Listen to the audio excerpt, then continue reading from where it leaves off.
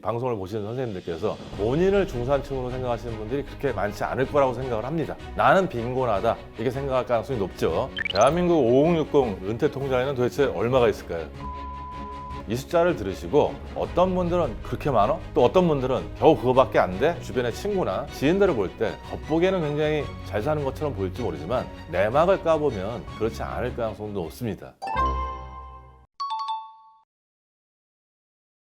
요즘 심리적으로 굉장히 어려워하시는 분들이 많습니다.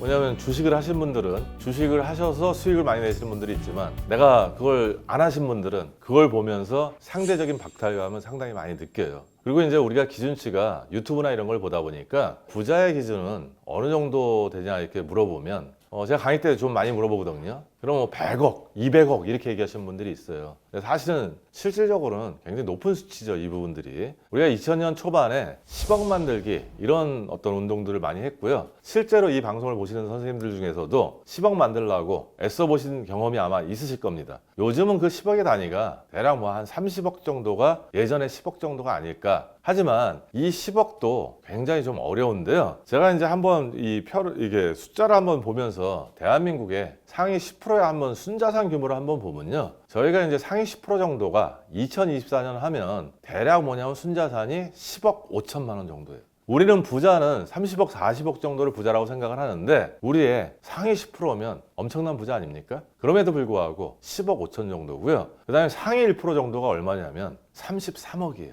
상위 1%면 정말 초부자거든요. 저희 사회에서. 그럼에도 불구하고 생각보다는 그렇게 많지 않아요. 0.1% 들어가면 어느 정도냐면 이거는 뭐 굉장히 뭐 기업을 운영하신다든지 뭐 굉장히 큰 부자죠. 그럼에도 불구하고 몇백억이 아니고 86억 7천만 원 정도예요. 제가 이제 강의 때 이제 주로 많이 말씀드린 부분이 제가 이제 예전에는 상담을 좀 많이 했었거든요. 그때 이제 2007년 무렵에 강남의 법인 대표를 상담한 적이 있어요. 그 법인 대표가 뭐냐면 그 당시에 강남에 아파트도 있었고 요즘은 외제차가 흔하지만 그때는 외제차가 그렇게 흔하지 않았습니다. 외제차도 있고요. 근데 우리가 재무 상담을 하다 보면요. 자산도 확인을 해야 되고 부채도 확인을 합니다. 그래서 자산하고 부채를 다 확인하니까 그분의 순자산이 그 당시에 한 7억 정도 됐습니다. 사실은 뭐냐면 7억이 적다는 얘기 아니고 제 추정으로는 그 당시 한 20, 30억 정도는 이 대표님이 순자산을 보유하지 않을까 이렇게 싶었는데 막상 까보니까 실질적인 순자산은 숫자가 좀 적었던 거죠. 이렇게 남들을 보기에는 우리가 겉에서 볼 때는 SNS 볼 수도 있고요. 아니면 주변의 친구나 아니면 지인들을 볼 때 겉보기에는 굉장히 잘 사는 것처럼 보일지 모르지만 내막을 까보면 그렇지 않을 가능성도 높습니다. 우리가 기대치가 굉장히 높기 때문에 상대적으로 뭐냐면 그 기대치의 우리 현실은 그만큼 안 되기 때문에 중산층 이상이 되면서도 이제 부자라고 생각을 하는데 사실은 중산층이면 어떤 생각이 드시나요? 뭐 대부분 뭐냐면 집 한 채 있고 자동차 한 채 있고 여유 있게 사는 모습을 저희가 중산층이라고 얘기를 하지 않습니까? 근데 사실은 중산층의 그 기준은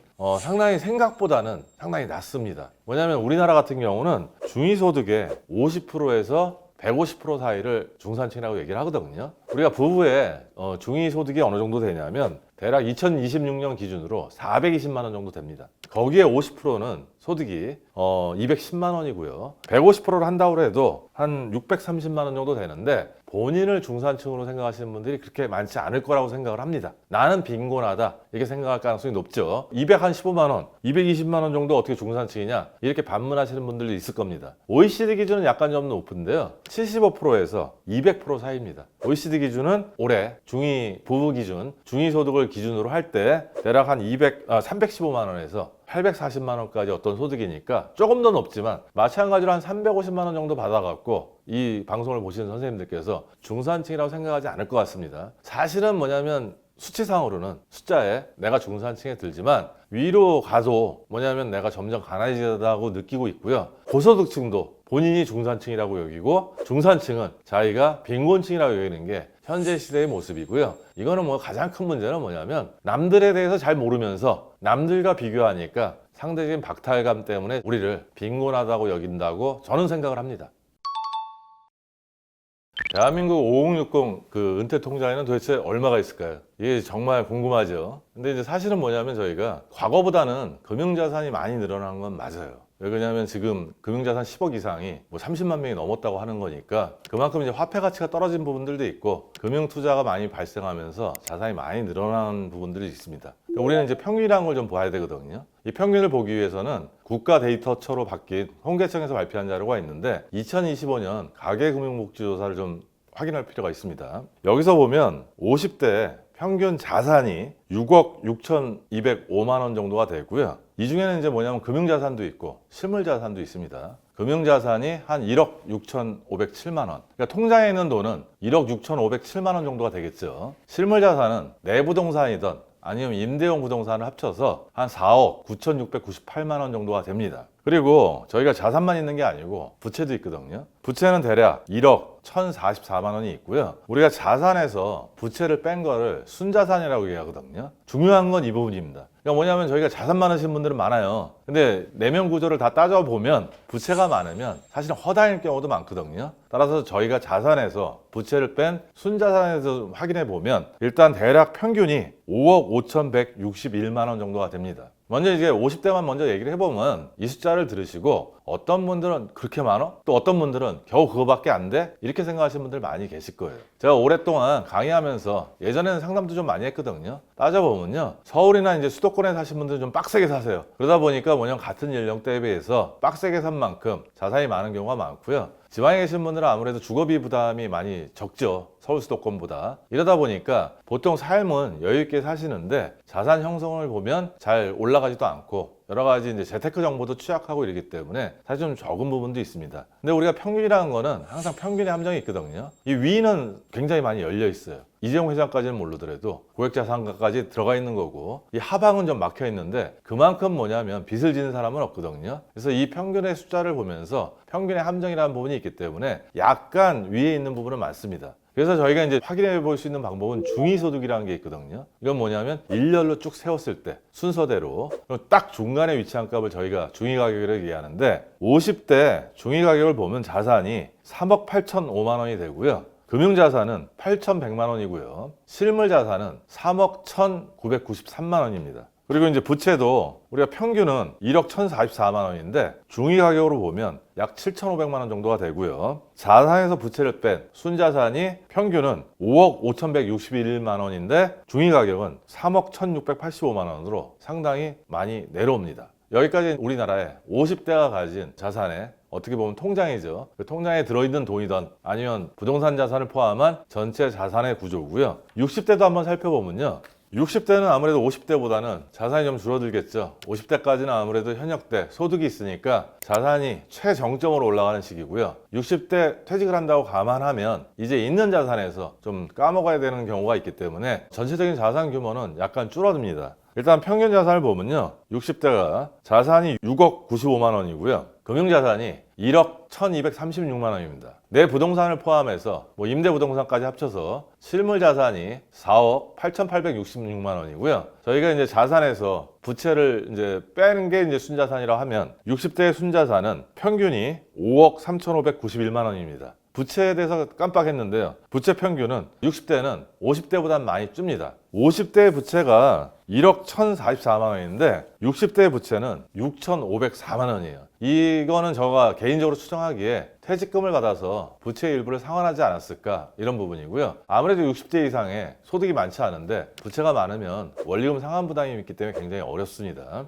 60대 그 중위가격을 한번 살펴보면요. 자산은 중위가격이 굉장히 많이 내려옵니다. 2억 8,060만 원 정도가 중위가격이고요. 금융자산이 4,150만 원, 그리고 실물자산의 중위가격이 2억 8,600만 원이고요. 부채 중위가격은 평균 6,504만 원보다 더 줄어서 5천만 원으로 좀 내려옵니다. 순자산은 대략 중위가격이 2억 5천만 원 정도 되는데요. 전반적으로 보면 저희가 2024년 가계금융복지조사를 볼 때는요. 50대의 순자산보다 60대의 순자산이 약간 늘어났습니다. 그래서 요새 일하는 60대가 많아서 순자산이 늘어나서 앞으로 이게 유의미한 변화가 되겠다. 저는 이렇게 생각을 했었는데요. 요번 2025년 가계금융복지조사를 보니까 50대의 순자산이 5억 5,161만 원이고요. 60대의 순자산이 5억 3,591만 원으로 다시 50대가 더 많은 숫자로 나왔는데요. 요건 제 나름대로 해석을 하면 작년에 아무래도 투자가 좀 많이 이루어지지 않았을까. 그래서 부동산이라는 부분들도 많이 올라갔고요. 그 다음에 개인적으로 미국 주식 투자나 국내 주식 투자를 50대가 적극적으로 했고, 아무래도 60대는 상대적으로 그거보다는 좀 리스크를 지기 싫어하지 않기 때문에 자산의 차이가 다시 이렇게 좀 벌어지지 않았을까, 이렇게 생각을 합니다.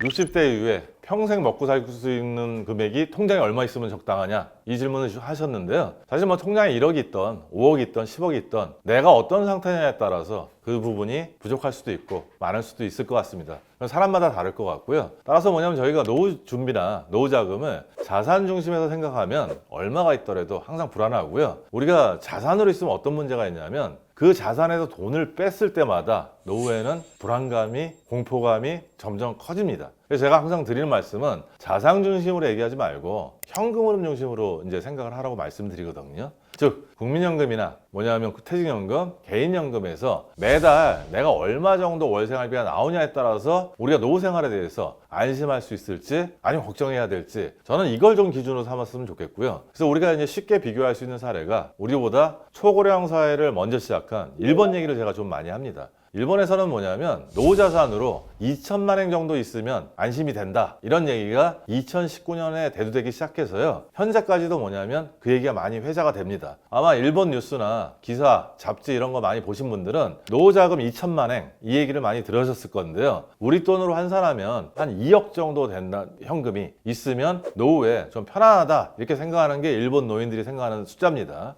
나온 배경을 좀 보실 필요가 있는데, 일본은 뭐냐면 국민연금이나 후생연금, 저희 퇴직연금하고 좀 비슷하죠. 이런 것들로 해서 매월 수입하고 지출을 좀 따집니다. 그래서 이제 수입을 따질 때 2019년에 일본의 어떤 그 통계청이나 뭐 이런 금융보고서에서 작성돼서 나온 게 무직 부부의 그 월 평균 수입이 어느 정도 되냐면요, 20만 9천 엔 정도가 연금으로 나오는 어떤 수입이에요. 그럼 우리 돈으로 따지면 대략 200만 원에서 210만 원 요 사이라고 이제 보고요. 매달 평균 지출이 대략 26만 3천 엔 정도 되니까 우리 돈으로 한 260만 원 정도 됩니다. 이럴 때 지출에서 수입을 빼면 매달 5만 5천 엔 정도 적자가 나는데 우리 돈으로 따지면 한 50만 원에서 60만 원 사이겠죠. 이렇게 적자가 나니까 이 적자 부분을 어떻게 메울지가 그분들의 화두가 됐어요. 그래서 자녀 수명이 한 30년이라고 계산할 때 5만 5천 엔을 12개월 곱해서 30년을 하면요, 대략 이제 2천만 엔 정도 되죠. 그래서 이때부터 퍼져서 일본은 뭐냐면 노후 자금으로 연금 말고요, 2억 정도 있으면 저희가 좀 편안하게 살 수 있다, 이런 어떤 인식이 화두가 됐는데, 요새 일본도 물가가 워낙 올라가다 보니까 야 과연 2천만 엔 갖고 되겠어? 이런 얘기 좀 많이 나오고 있거든요. 근데 저는 이제 뭐냐면 필요한 생활비를 일단 연금이나 이런 부분들에서 기본적으로 다 나오고요. 일단 비상금은 목돈으로 저희가 갖고 있는데, 뭐 일본에 2천만 원이 2억이니까 2억까지는 모르더라도 비상금을 한 1억 정도 이렇게 있고, 매월의 생활비가 연금으로만 좀 확보가 되고 그런 준비만 하신다면 빈곤한 노후는 맞이하지 않을까 이렇게 싶은데, 제가 이 말씀 드리면 또 뭐 2억이나 빈곤한 노후 이렇게 하시는 분들도 계실 건데, 사실은 뭐냐면 최소한 한 1억 이상 현금은 좀 노후에 갖고 있어야지 그래도 비상사태가 발생했을 때 우리가 그거 대처해 나가지 않을까, 저는 이렇게 생각을 합니다. 50대가 생각하는 최고의 노후 대비법. 제가 이제 2022년에 뭐냐면 내은퇴 통장 사용 설명서를 써서 많은 분들의 관심을 가졌죠. 이거는 이제 어떻게 보면 연금들을 체계적으로 쓸 수 있는 방법, 그러니까 노후 생활비, 아까 은퇴 준비 5스텝 뭐 이런 부분을 이제 들어가 있는 부분이고요. 그다음에 이제 제가 이제 강의를 다니다 보니까 50세 가정에 들어가신 분들을 강의할 때가 가끔 있어요. 이분들한테 노후 준비 잘 되셨습니까? 하고 질문을 드리면 다 웃으세요. 이 웃는 의미는 여러 가지가 있는데 일단 준비가 안 됐다고 받아들이는 게 가장 정확한 답입니다. 그러니까 준비가 안 됐다는 거는 저는 이제 준비가 안 됐다고 생각하지 않거든요. 본인들이 뭐냐면 준비하고 있다는 걸 잘 못 느낀다고 저는 생각을 해요. 왜냐하면 직장을 다니면 나름대로 뭐냐면 국민연금이나 퇴직금이나 이게 꼬박꼬박 쌓여있기 때문에 이게 내가 안 해도 어떻게 보면 이제 노후 준비를 하는 거고요. 또 개인적으로 보면 소득이 많아지는 시기다 보니까 세액공제라는 게 굉장히 중요하거든요. 그래서 IRP나 연금저축펀드 같은 거 가입하셔서 세액공제를 생각해서 그렇지 사실은 그게 노후에 쓸 돈이다 보면 노후 준비를 하시는 부분들이에요. 그래서 50세 가정을 보시면, 왜냐하면 저희가 20대 때는 결혼자금 마련을 해야죠. 30대 때 결혼을 하면 아기 낳고 키우고요. 그 다음에 뭐냐면 내 집 마련하고 하다 보면 돈이 없어요. 노후 준비할 돈이. 40대가 되면 애들이 크죠. 그럼 사교육비 요새 문제 많이 되지 않습니까? 그러니까 사교육비 부담. 그 다음에 뭐냐면 내가 집을 샀으면 대출 원리금 상환해야 되기 때문에 노후 준비할 시간이 또 없어요. 그러다 보면 어느 순간 50이 된단 말이에요. 그래서 이런 분들이 걱정이 많기 때문에 그럼 50대 분들이 어떻게 벼락치기 해서 노후 준비를 할까? 이 부분에 대해서 이제 제가 그런 분들의 고민을 덜어주기 위해서 지금 책을 쓰고 있는데요. 일단 중요한 부분은 뭐냐면 아까도 제가 이제 말씀을 드렸던 부분인데 노후 준비에 대해서 걱정만 하지 마시고 일단 먼저 내가 노후에 얼마 정도 쓸까 먼저 생각을 하셨으면 좋겠어요. 내가 최소한 뭐 혼자면 혼자 아니면 부부가 최소한 남의 도움을 받지 않고 최소한의 자존감을 지키며 살 수 있는 게 월 생활비가 얼마 정도 필요한가 이걸 먼저 따져보시고요. 두 번째는 뭐냐면 지피지기면 100점 불태입니다. 그러면 나는 내가 현재까지 준비한 아니면 퇴직할 때까지 준비하는 국민연금, 퇴직연금, 개인연금으로 매월 현금 흐름이 얼마 정도 나올지 이 부분에서 좀 생각해 볼 필요가 있어요. 이렇게 되면 뭐냐면 내가 필요한 데서 준비될 걸 빼면 연령별로 과부족이 나오거든요. 남으면 이제 쓸데없이 노후 준비 걱정하지 마시고 인생 즐겁게 사시면 됩니다. 만약에 부족하시면 이제 내가 가진 재원 갖고 이걸 어떻게 메울지 전략을 세우셔야 돼요. 일단 우리가 세울 수 있는 가장 쉬운 방법은 뭐냐면 지금은 굉장히 건강하십니다. 나중에 내가 좀 부족하면 60대 이상 일을 하니까 뭐 전업을 일할 수도 있고요. 아니면 알바로 용돈만 벌 수도 있습니다. 일이나 근로나 사업소득으로 이 부족한 부분을 메울 수도 있고요. 그 다음에 뭐냐면 내가 평소에 재테크를 잘했어요. 수익형 부동산이 있어요. 그럼 거기서 월세로 저희가 이거 메우는 것도 하나의 방법이 되는 거고요. 그 다음에 이제 뭐냐면 요새 투자들 많이 하시죠. 저는 이 끝이 어디까지 갈지는 잘 모르겠지만 요새 주식은 계속 올라갑니다. 국내 주식 특히. 그래서 투자를 통해서 저희가 부족한 부분을 마련할 수 있는 부분도 있고요. 그 다음에 이제 뭐 내 집 마련을 하셨다 그러면 집이 없으면 모르겠지만 주택연금을 통해서 저희가 현금흐름을 마련할 수 있는 부분이 있습니다. 따라서 이 부분도 뭐냐면 노후생활비가 제가 사람마다 다 다르듯이 그러니까 집행할 수 있는 전략도 내가 가진 보유자산이나 어떤 경험 이런 거에 따라서 뭐냐면 다 달라질 수 있기 때문에 이런 거에 대한 계획을 지금 한번 치밀하게 이렇게 한번 살펴보시는 것만 해도 충분히 저는 준비가 가능하다고 생각을 하고요. 저는 이런 얘기를 많이 합니다. 60대 돼서 내가 인생을 선택하려면 60세 정도의 노후 준비가 어느 정도는 기본적으로 90% 이상은 돼 있어야 된다고 생각을 합니다. 어떤 분들은 일하시는 걸 굉장히 좋아하시는 분들이 있어요. 이런 분들은 뭐냐면 일을 하시면서 만족감도 얻으시고 수입을 얻어서 노후생활비 걱정 없이 계속 가시는 분들도 있어요. 하지만 일하시는 걸 별로 좋아하지 않으시는 분들이 있어요. 어쩔 수 없이 내가 여태까지는 내 가정을 책임지고 누군가를 도와야 되기 때문에 내가 어쩔 수 없이 일하신 분들이 있거든요. 근데 만약에 내가 60세에 노후 준비가 안 돼서 내가 앞으로 여태까지는 하고 싶지 않은 일을 하면서 내가 책임 때문에 살았는데 60이 돼서도 내가 만약에 노후 준비가 안 돼서 원하지 않는 일을 하신다면 굉장히 불행한 선택이 되기 때문에 저는 최소한 뭐냐면 60대까지 노후 준비에 90% 이상을 해놓고 그 다음 인생은 내가 정말 그동안 하고 싶었던 일, 좋아하던 일 그런 어떤 선택지를 가졌으면 하는 게 제가 가지는 가장 큰 바람입니다.